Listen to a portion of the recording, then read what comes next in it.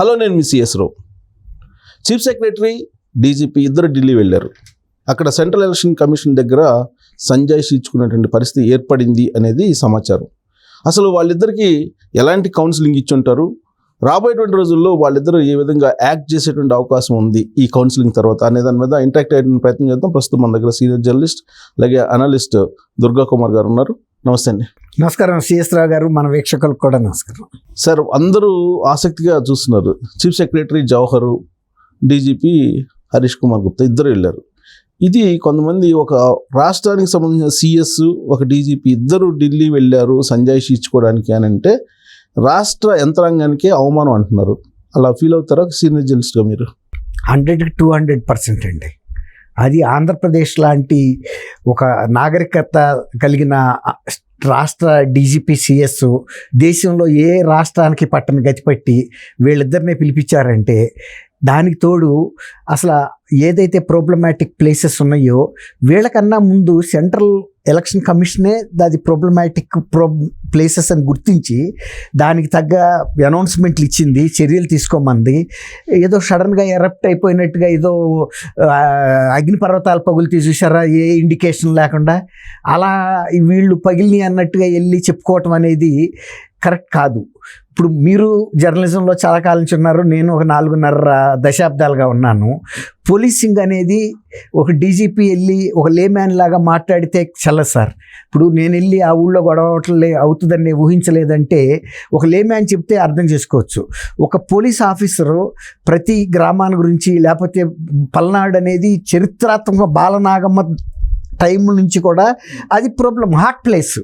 అది ఫ్యాక్షన్ తర్వాత ఇవన్నీ కూడా జరుగుతున్నాయి, కొత్తగా ఏం కాదు. అసలు ఆల్రెడీ డేటా ఉంటుంది కదా, డేటా ఉంటుంది. అదే చెప్తున్నా, అది మాన్యువల్లోనే ఉంటుంది. అవును, ఏ నియోజకవర్గాలు ఉన్నాయి, ఏ ప్రాంతం ఉంది, ఏ లోక్సభ నియోజకవర్గం ఉంది, ఏ పాత తాలూకాలు ఉన్నాయి, కొత్త మండలాల్లో ఏమున్నాయి, అన్నీ ఉంటుందండి, మాన్యువల్లో ఉంటుంది. అదే చెప్తున్నా, ఒక లేమ్యాన్ లాగా ఒక పోలీస్ ఆఫీసర్ చెప్పలేడండి. పోలీస్ ఆఫీసర్ అనే ఆయన ఎప్పుడు ఎక్కడ ఎలాంటి సిచ్యువేషన్ ఎరప్ట్ అవుతుందో తెలుసుకుని అక్కడ ముందుగా పోలీసింగ్ చేయాలి, డిప్లొమసీ కూడా చేయాలి. అవసరమైతే ఫ్యాక్షన్ గ్రూప్స్కి చెందిన ఇద్దరు నాయకులను కూడా పిలిపించుకుని మాట్లాడాలి. మీరు కనుక జాగ్రత్తగా మీ అనుచరుల్ని మీ కంట్రోల్లో పెట్టుకోకపోతే మాత్రం కేసెస్ తీవ్రంగా ఉంటాయి, పరిణామాలు తీవ్రంగా ఉంటాయి అని హెచ్చరించాలి.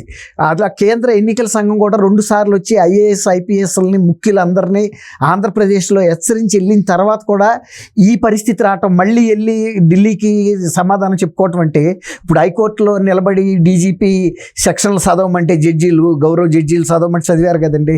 దానికన్నా అవమానకరమైన విషయం ఇది. తర్వాత సడన్గా జరగలేదు, అంతకు ముందల నుంచి రాజకీయ హత్యలు జరుగుతాయి. వైఫల్యం ఎవరికి మీరు ఎవరిదని చెప్పి మీరు అభిప్రాయానికి వస్తారు? వైఫల్యం ఇద్దరిదే అండి. అంటే డీజీపీదా, లేకపోతే ఎస్పీలదా, లేకపోతే గ్రౌండ్ లెవెల్లో ఉండే వాళ్ళ, ఎవరిది తప్పు అని చెప్పి భావించాలి? ఇప్పుడు కింద జరిగినా కూడా అల్టిమేట్గా బాధ్యత వహించాల్సింది డీజీపీనేనండి. ఇప్పుడు ఎస్పీలను కూడా అక్కడ తీసేశారు. అంతకుముందు కూడా ఈయన హోంశాఖ ప్రిన్సిపల్ సెక్రటరీగా ఉన్నాడు గుప్తా గారు, రవికుమార్, ఈయన హర్ష్ కుమార్ గుప్తా గారు. ఆయనకి తెలియదు కాదు, ప్రతి సబ్జెక్టు ఆయన దగ్గరికి వెళ్తుంది. కాబట్టి డీజీకి ఎంత నాలెడ్జ్ ఉంటుందో హోమ్ సెక్రటరీ, ప్రిన్సిపల్ సెక్రటరీ కూడా అంతకన్నా ఎక్కువ నాలెడ్జ్ కూడా ఉంటుంది. కాబట్టి ఈయన నిజంగానే కొత్త ప్లేస్ నుంచి వస్తే కొంచెం టైం పడుతుంది సిచ్యువేషన్ గ్రాస్ప్ చేయడానికి అనుకోవాలి. కానీ ఆయనకి ఆల్రెడీ తెలుసు. కాబట్టి అక్కడ ఎస్పీలని కాన్స్టెంట్గా మేనోవర్ చేయాలి. ఈయన ఇక్కడ కూర్చుని కంట్రోల్, ఎక్కడ ఏం జరుగుతుంది తెలుసుకోవాలి, గైడ్ చేయాలి.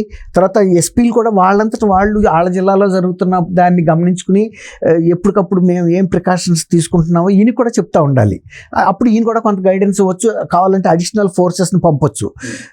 అది వీళ్ళిద్దరి మధ్యలో కమ్యూనికేషన్ అనేది. ఇప్పుడు మనం యాజ్ ఎ జర్నలిస్టులుగా మనం పోలీస్ ఆఫీసర్స్ కాకపోయినా పోలీస్ డిపార్ట్మెంట్స్తో కానీ, మనం రెవెన్యూ డిపార్ట్మెంట్స్తో కానీ చాలా దగ్గరగా పనిచేసిన వాళ్ళు మనకు తెలుసు ఎలాంటి సిచ్యువేషన్లో ఎలా యాక్ట్ చేయాలి, పోలీస్ మాన్యువల్స్ ఎలా ఉంటాయి, తర్వాత ఐపీఎస్ ఎస్పీకి డీజీ మధ్యలో ఎలా ఉంటుంది, ఎస్పీకి ఐజీకి మధ్యలో ఎలా ఉంటుంది, వీళ్ళు ఏమేమి గైడెన్స్ ఇస్తారు, వాళ్ళు ఏం ఫాలో కావాలి, ఇవన్నీ మనకు తెలుసు వర్కింగ్ సిస్టమ్స్.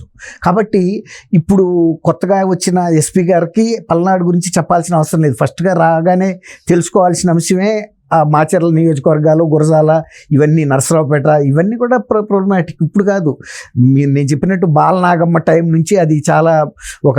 ఇప్పుడు ఇక్కడ ఏంటంటే ఇద్దరిని పిలిపించారు సార్. అవునండి. యాక్చువల్గా చీఫ్ సెక్రటరీ జవహర్ రెడ్డిది అడ్మినిస్ట్రేషన్, ఈయనేమో పోలీసింగ్ డీజీపీ కాబట్టి పోలీసింగ్ అంతా ఈయన చూస్తారు కదా.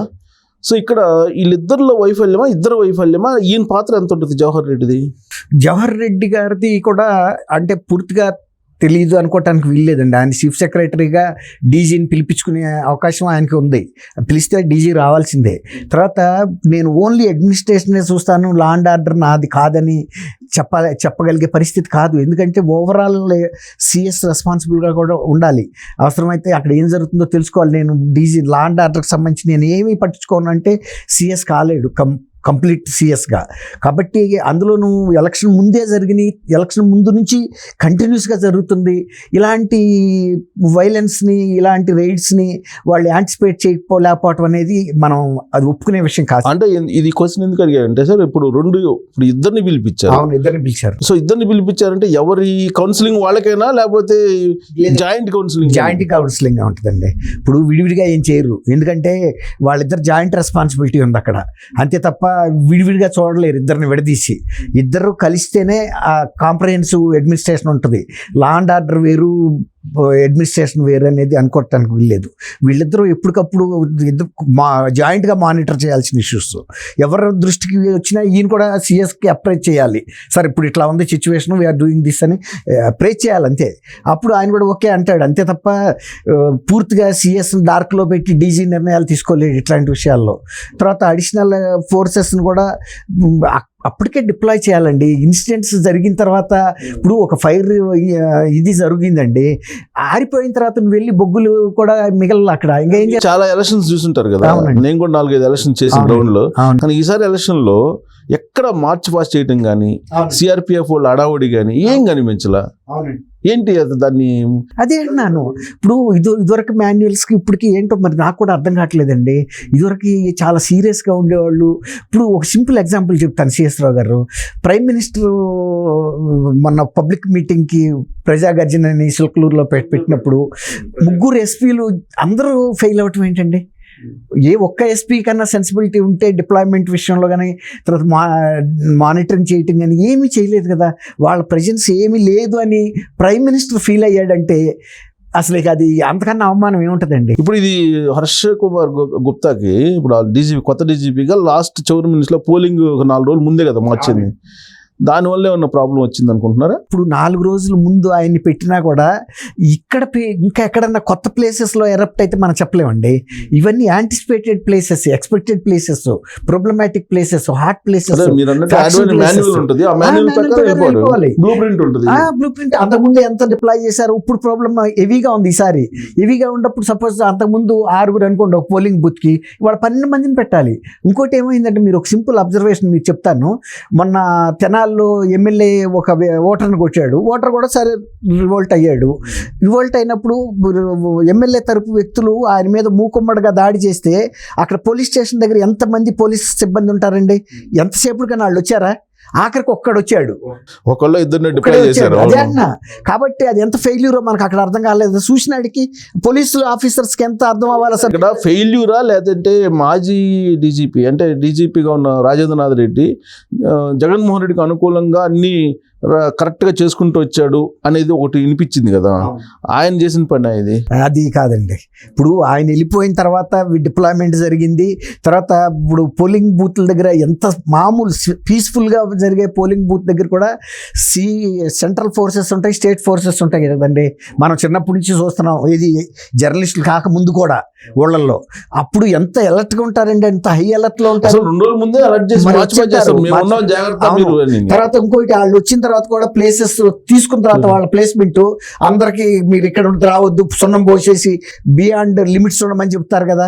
అసలు అతను అంతసేపు కొడుతుంటే ఒక్క పోలీసు రాలేదంటే అది పోలింగ్ బూత్ అనుకోవాలా లేకపోతే ఏమనుకోవాలి మీరు చెప్పండి. సో ఫైనల్గా ఎంత వైఫల్యం కనిపిస్తుంది కదా కళ్ళెదుట. ఇప్పుడు జవహర్ రెడ్డి సిఎస్ మీద కానీ లేదంటే డీజీపీ మీద కానీ సెంట్రల్ ఎలక్షన్ కమిషన్ చర్యలు తీసుకునే అవకాశం ఉంది? చర్యలు తీసుకోక్కర్లేదండి. ఇంకా పూర్తిగా కాలిపోయిన ఇంటిని వీళ్ళు ఏం చేస్తారో వాళ్ళు ఏం చేస్తారు. ఇప్పుడు పిలిపించి అక్షంతలు వేశారంటేనే అవమానకరమైన విషయం. మీరు టోటల్గా ఫెయిల్ అయ్యారనేదే కదా. సో అక్షంతల వరకు పరిమితమా? ఇప్పుడు చేయాల్సిన అవసరం కూడా లేదు. ముందు కౌంటింగ్ ఉంది కదా. కౌంటింగ్ ఉంది. కౌంటింగ్ వాళ్ళు అడిషనల్ ఫోర్సెస్ వాళ్ళే పెడతారు.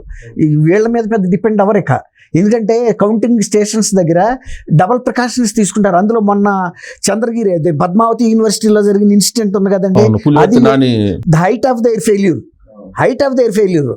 కాబట్టి సెంట్రల్ ఎలక్షన్ కమిషన్ ఈసారి డబుల్ ద ఫోర్సెస్ పెడుతుంది అక్కడ. కానీ ఇప్పుడు అలాంటివి జరిగినప్పుడు, ఎంత వైఫల్యం జరిగినప్పుడు ఖచ్చితంగా యాక్షన్ తీసుకోవాలి కదా సెంట్రల్ ఎలక్షన్ కమిషన్ వీళ్ళ మీద. తీసుకుంటుందండి, అది వేరే మాట. కానీ ఇప్పుడు వీళ్ళకి ఇంతకన్నా తీసుకునే యాక్షన్ లేదు. పిలిపించడమే పెద్ద అవమానకరమైన విషయం అండి. సెన్సిబుల్ ఆఫీసర్స్, సీనియర్ ఆఫీసర్స్ వాళ్ళు వెళ్ళి ఎక్స్ప్లెనేషన్ ఇచ్చుకున్నారంటే నీకు అంతకంటే పనిష్మెంట్ ఏముంటుంది సిఎస్ గారు. Thank you. సో సిఎస్ని అలాగే డీజీపీని ఇద్దరిని పిలిపించి సెంట్రల్ ఎలక్షన్ కమిషన్ మాట్లాడింది, అక్షంతలు వేసిందంటేనే అది ఒక పెద్ద అవమానకరం. కానీ వాళ్ళ మీద చర్యలు కూడా తీసుకునే అవకాశం ఉంది అనేది ఢిల్లీ వర్గాల నుంచి వినిపిస్తుంది. సో ఎలాంటి చర్యలు తీసుకుంటుంది లేదా అక్షంతలతోటి ముగుస్తుంది అనేది చూడాలి. Thank you.